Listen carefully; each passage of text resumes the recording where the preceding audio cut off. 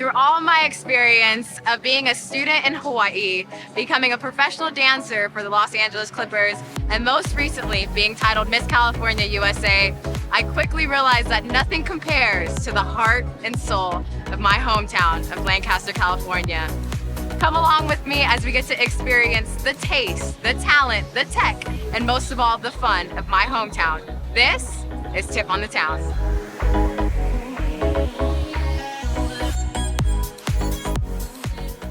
What's up, Lancaster? Welcome to this episode of Tiff on the Town. We've been showing you around all the special places of Lancaster, great foods, small businesses, and of course, great fits. But the one thing we haven't shown you is how you can arrive in style. Whether you want two wheels on a bike, the thrill of a motorcycle, or public transportation, whatever wheels you feel, we have options for you. Welcome to today's episode of Tiff on the Town.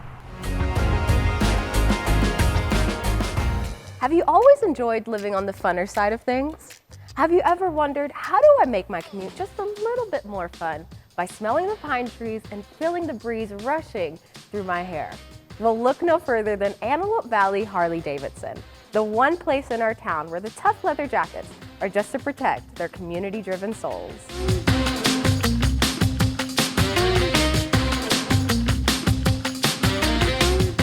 Most of you guys know that Harley-Davidson offers great bikes, great parts, great assistance, but what you don't know is that they have great fashion sense.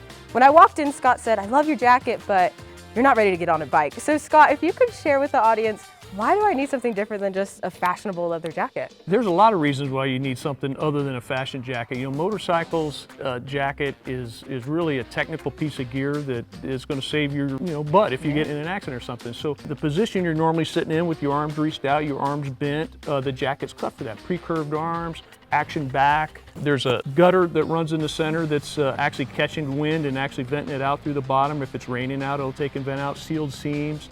There's a lot of reasons. So many layers to this, yeah, right? It's like a second layer of skin. Yeah, almost. oh, without a doubt, yeah. And they make, there's actually a base layer you can get that actually has armor in it, and then from there you'll take and layer up. You can put a mid layer in, and there's a lot of different examples around here, as you can see. I'll show you. And then your shell jacket on the outside. And it could be waterproof or it could be not waterproof. You could put a rain suit over like a leather jacket, and it's a piece of gear that you're only going to buy at one time. I got my first leather jacket I ever bought. It's probably 45 years old, hanging in my closet at home. So yeah, it shrunk somehow. I don't know why. Yeah, I know. Yeah. It's a great investment. It will save your life. And Scott was sharing with us when we first visited that there's different items that you will wear for different environmental reasons.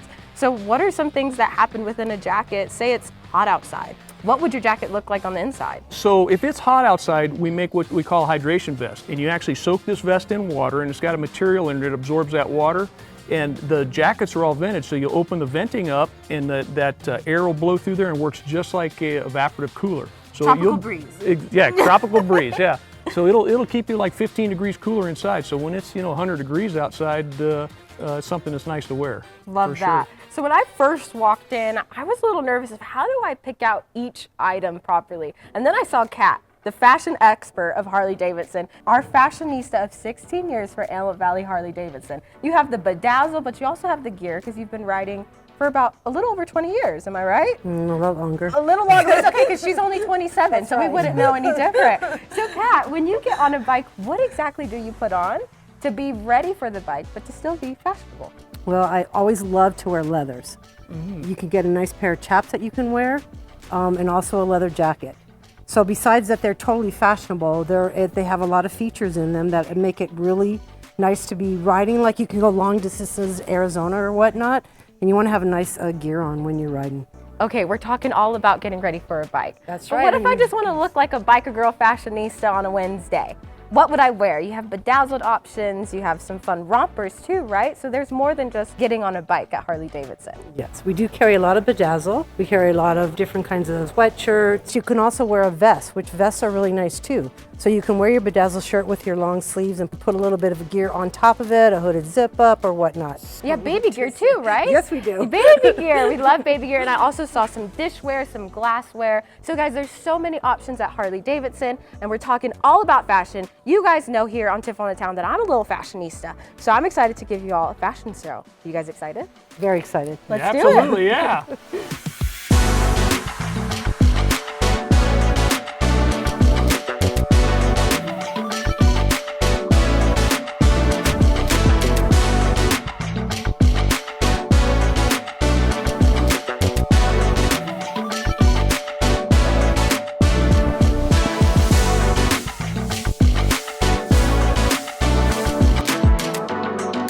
Now that you've all seen what to wear on a bike, I'm sure you're wondering, well, Tiffany, how do we even buy a bike? Scott, before we jump into that, I want to ask you, what got you into riding and good bonding moments with you and your wife over some bikes? You know, it all started, my grandfather owned a dealership way back in the teens, and then my dad, that's all he's ever done his whole life was worked on motorcycles and worked at Harley dealerships. So just kind of grew up around it, really didn't even realize that it wasn't normal not to have a motorcycle, you know? Yeah, it's like a car for you. Yeah. Yeah. Oh yeah, there's many years I didn't have anything but the motorcycle, so. If somebody walks in and they're ready to buy a bike, what should they look for? How do you apply finances? What are the steps? Well, it depends on what you're going to be doing with the bike. You know, if you've got friends that you ride with, there's no reason to put you on like a Pan America or something like that when they're all riding street glides. So it's kind of what you're planning on doing. You know, local rides, long distance rides. You're going to ride in the dirt. You're going to ride only in the street. So it fits you to that purpose. So. And some of us are scared to jump on bikes, myself included, but I know that you offer training, right? Absolutely, yeah. We do a rider's training class, and you don't ever have to have swung a leg over a motorcycle before to actually take the training. So we have a lot of people that are taking the training because their son or somebody else has taken it and they've never ridden before. So it's a 3-day class. You can go in the evening and do some book work, and then the next morning we put you right on the bike. And then do some more book work, and then the following day get out there and take the test, and we get your DL389, which is the exemption for the DMV, to where you don't have to go to DMV to take the riding test, just a written portion, and you have your license. That's awesome. And when I walked into Harley-Davidson, I saw so many individuals that love to be rough and tough and ride their bikes, but most of all, they have a heart for the community. So what are some things that you're involved with outside of Gear for a Cause? And I know you had a dog adoption, but why is it so important to you as well to be involved with the community? Well, we're just like everybody else. You know, we live here, and I mean, you want to be able to enjoy your community. You know, you got to watch out for yourself, or, you know, who else is going to watch out for you? Yeah. So. Well, you all heard it here first from Scott. It's not that scary to get on a bike. Drive on the defense, not the offense. Now it's time for us to jump into the shop and get my hands just a little bit dirty.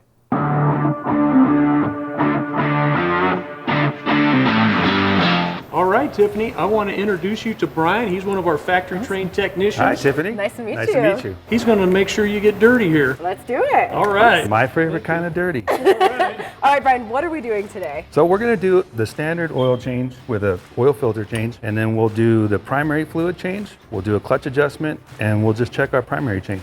All right, Brian, I'm going to warn you. I'm not a tool girly or anything, so if you say anything, I'm like... I thought all girls like tools. Righty tighty, lefty loosey. Okay. In everything we're doing today. Lucy. Okay. Well, like I said, I'm not a tool girly, but Brian clearly made me one in a matter of minutes. So now we'll move on to our primary chain. Okay.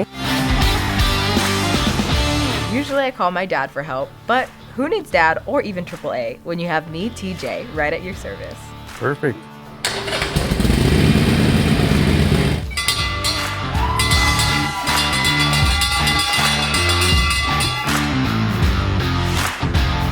All right, guys, I'm fully decked out in gear. I know how to do a bike oil change, and now I have this beautiful orange bike just for me. I think I'm officially converted to being a Harley girl. See you guys at the next Antelope Valley Harley-Davidson driving course.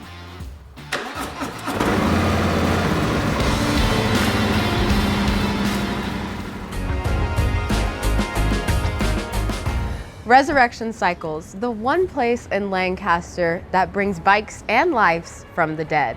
I'm so excited to dive into the history of Resurrection Cycles with Ken and see how this 501c3 has established their mission work on the love of Jesus Christ. Let's jump in.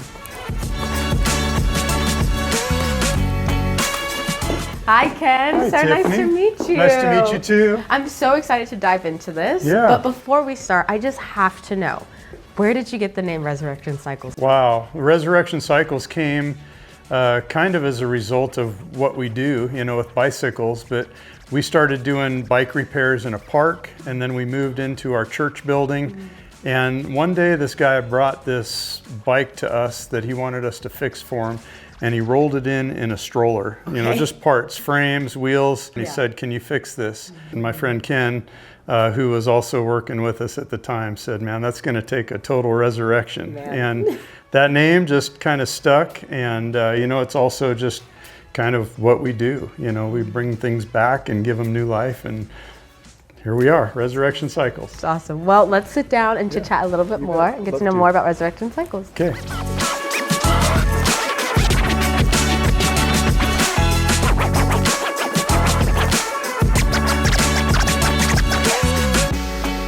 Ken, I'm so excited to dive really deep into the origin of Resurrection Cycles. But first, I want to ask you, who are you? What are you about? What is your backstory?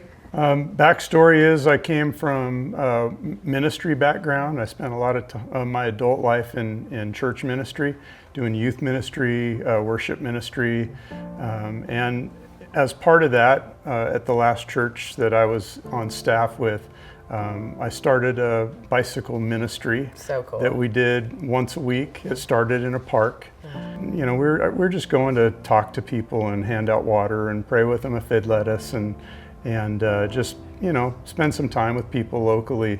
And I met a guy who, he had his arm all scabbed up. So I asked him, what happened to you? And he told me he had to lay his bike down in the street to keep from hitting a car that had turned in front of him because his brakes didn't work. And so, I told him, why don't you bring your bike to the park next week? I'll bring my tools, my work stand, and I'll get your bike going for you. And so that was kind of the beginning of Resurrection Cycles. I brought my stuff and he showed up and I worked on his bike, and all of a sudden, people were coming out of the woodwork, it was left and right. right? Can you fix my son's tire? My bike doesn't shift. I worked on bikes for like 3 hours that day in the park, and I told him, I've got to go back to church, back to work, but I'll come back next week. And they basically showed up the next week and the week after, and I did that every week, and we set up a little mobile bike shop in the park. And so that's kind of the beginnings of Resurrection Cycles and how I got from church ministry into running a bike shop. After we moved from the park, we moved into a shop in our church. And so the church, Desert Winds Community Church, they let me, turn a storage room into a bike shop. And so we did that for 10 years, and we operated out of the bike, shop in our church. And then in 2019 is when I got my 501c3 nonprofit status, and we started looking for a space, to move into. Pre-COVID and pre-2020, I had the benefit of still working out of the church for free and kind of getting on my feet and starting some fundraising and things like that.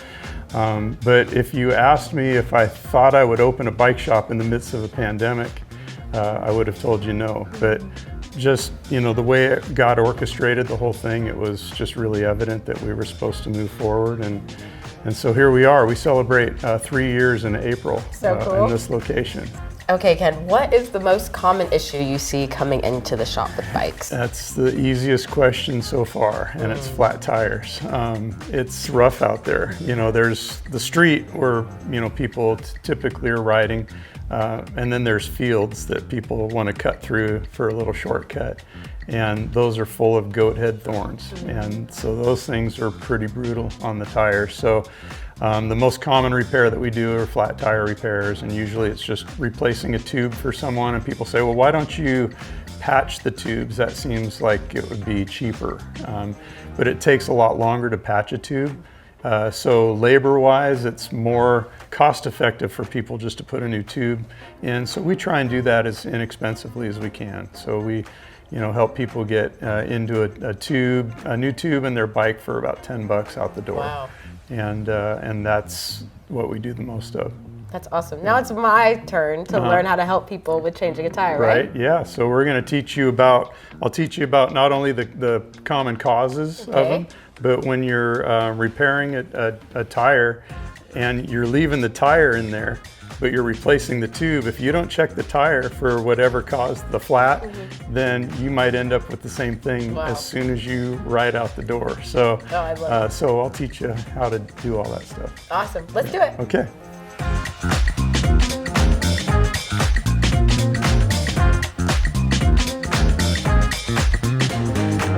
All right, so here's tire levers. Okay. So what you want to do is first get one side of that bead off of there. Got to get it underneath there you go. Yep, and if you just lock it on, perfect. Okay. You look like you know what you're doing. I'll try my best. My dad would be very proud of me. Just don't break a nail. That's what matters. There you go. Nice. Okay, I'm going to expect you in here volunteering next week. I got you. All right. And then we're going to put a little bit of air in that. So I'm going to hand you that and just give that handle a couple of pumps. There you go. That's probably good. That's all you need. Nice. Yep. Okay. Excellent. I'm telling you, you're a natural. And now you're going to go and try and get just one side of that bead on. Okay.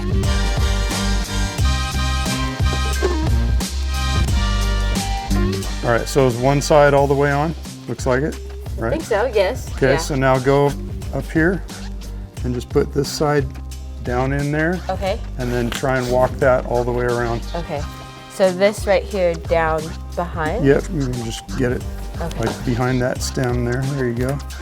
Oh, you're doing great. I'm just gonna let you do it. Thank you. Yep. This last part is the hardest part right here. Tell. When you get there, sometimes you need a little help from your friend.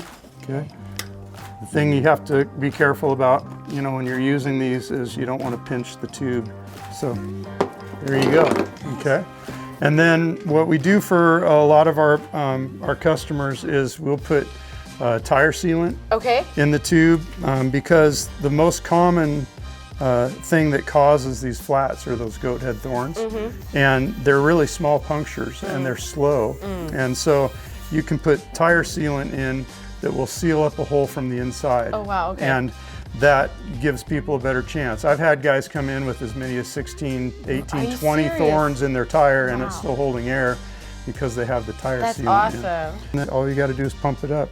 Ready to pump it up? Yeah, let's pump it. Okay, all right. You can get us to 40. So for some of you that are thinking about an expensive gym membership, This is your gym membership. you can volunteer and get exercise at the same time. A spiritual and a physical There you workout. go. Awesome. Look at that. We're right there. 40. Okay. There we go. You rocked it. Good job. I'll be in here next week. Okay. I'll count on it. Motivated and inspired is an absolute understatement. Ken and his team have changed so many lives through resurrection cycles and have absolutely saved a few lives as well along the way. After changing tires, I was so eager to jump on my own bike of choice, but Ken made sure we had to know safety comes first. Ken, thank you so much for having us today. My pleasure. I think I'm excited to head out on a bike. Awesome. We can make that happen for you, but before you go, you're going to need one of these. Okay. You definitely do not want to get on a bike without one of those. Okay. I've got a little story about helmets and how important they are. I've got my old helmet up on the wall back there from a crash that I had back in 2020. And I went over the bars at a kind of high rate of speed and I ended up getting a helicopter ride out. Oh my God. And yeah, I was paralyzed on the trail for about 20 minutes from the neck down. and it was probably the scariest day of my life. But the next day I walked out of the hospital by the grace of God, and but I always make sure to tell people, wear your helmet. Yeah. All right, guys, put your helmets on and stay safe. You heard it here first. Resurrection Cycles is on a mission to save bikes and lives. Safety first. Later.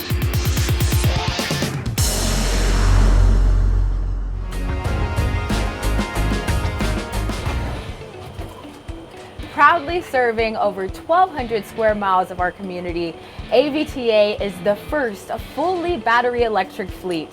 Whether you want to download the app, phone a ride, or get a commuter's bus, AVTA is empowering mobility.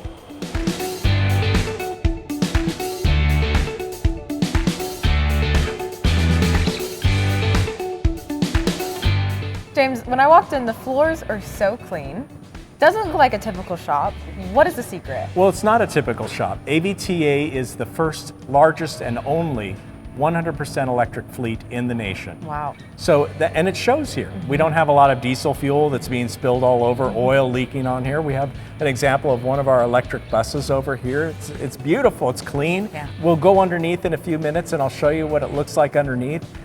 Completely different than a diesel bus. If you've ever been driving and gotten stuck behind a diesel bus, you know what I'm talking about when I say dirty. Yeah. These buses are beautiful, they're clean, they're quiet, and you know, that's what you see around here. It's clean. Eco-friendly, and you guys are above the trend, right? You started this very early. We did. Our board of directors had this vision back before 2014, and the leaders of Lancaster and LA County got us some test buses early on, even before we had buses ourselves, that we ran up and down the 14 freeway and tested out to see whether electric buses really were going to be possible. And we found they were. And it works for you, and we're gonna head down and look under the bus. We will.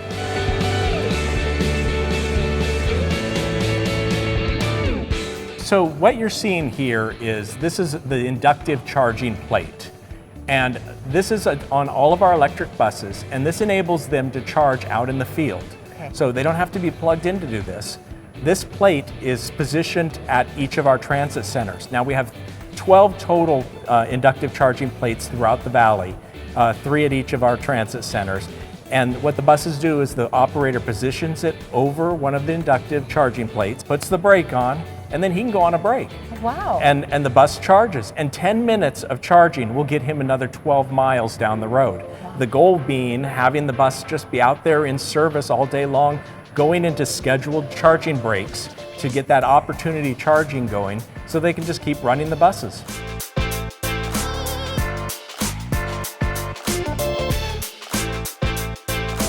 Martin, thank you so much for having us today. today. Thank you for being here. Absolutely. First and foremost, I want the audience to warm up to you a little bit. So could you share us your story of how you got into this industry? Well, sure. I began as a bus operator 38 years ago and worked my way through the ranks throughout the years in every level of transportation, supervision, safety and training, dispatch.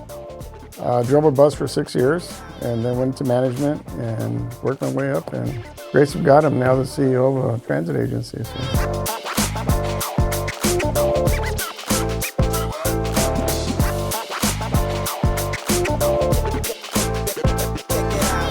Martin, for all of our tech-savvy friends, this is the exciting stuff. I would really love if you can walk our viewers through how the dispatch center works. Sure.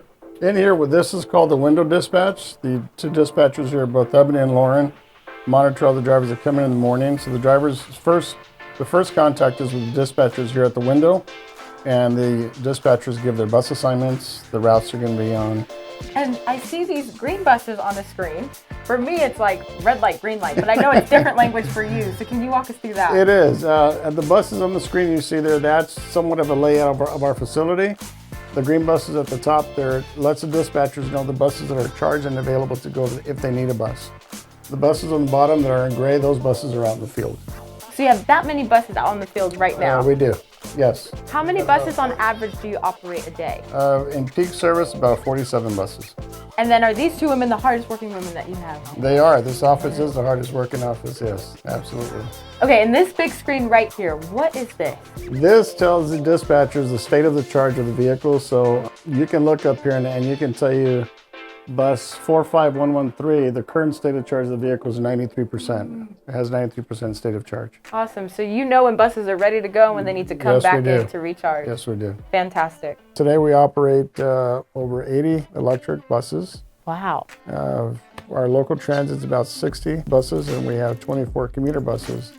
Our commuter buses serve downtown Los Angeles, Century City, Veterans Hospital, and West San Fernando Valley. So with AVTA, you can get anywhere. Yes, you can. Yes, you can. Absolutely. That's fantastic. And we get you there safely. Yes, safely. That's what matters. Safely and efficiently. Absolutely. But with that, there comes this opportunity of having this large carbon footprint, but you have changed that on a national level. Can you share with the audience what you've done with Absolutely. AVTA? We are very proud of tooting our horn about how we've become the first and only zero-emission, 100% fully electric bus fleet in North America, and that happened in 2022. Wow. Yeah. Antibody Transit, this is Carla. How can I help you? Okay, you're looking for the route number 4? What way are you going? Okay, the bus is coming just about 10:01 and then at 11:01. Thank you. Have a good day. One of the great things about the AVTA and LA Metro tap card system is that you're able to protect your passes and protect any stored value balances by registering the tap card. The other great thing about the tap card is you can have a physical tap card. You can also put the tap card on your phone. That's really great with either an Apple or an Android phone. The tap card can go right into your payment wallet, just like any other credit card. And you just simply tap your phone when you're boarding the bus. AVTA makes your public transportation services so easy. With just a tap of your preloaded card, you get to glide right through the bus to find your perfect seat. Once you see yourself arriving to your location, you click a convenient button to let your driver know you're ready to safely get off and enjoy the rest of your day. I've been employed with AVTA for 8 years now. My favorite part of working at AVTA is the fact that we give back to the community. The one thing that I want the community to know about AVTA is that we offer a variety of discounts for the community for public transportation and that we're here for them. I've been working for AVTA for 14 years. I celebrated last month. What I like about working with AVTA are the people. We have a great bunch of staff members that I just adore. On top of that, we have an exceptional executive director who is always thinking about his staff. I have been with ABTA close to 9 years this upcoming June. I love the most about working at ABTA. It's helping the community. We want to take them places where they need to go.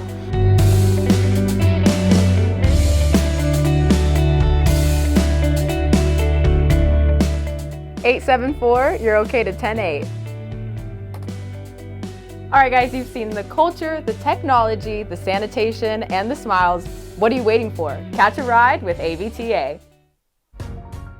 We've clearly been on the move this episode, from buses to motorcycles and even bicycles, finding ways to move from one commitment to the next. As responsibilities pile up, we tend to lose sight of the in-between moments. AVTA, Harley-Davidson, and Resurrection Cycles has made it clear to us. Even when you're constantly on the go, find ways to share kindness to others along the way.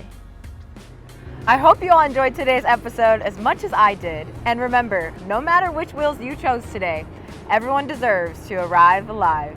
Don't drink and drive. See you guys on the next episode of Tiff on the Town.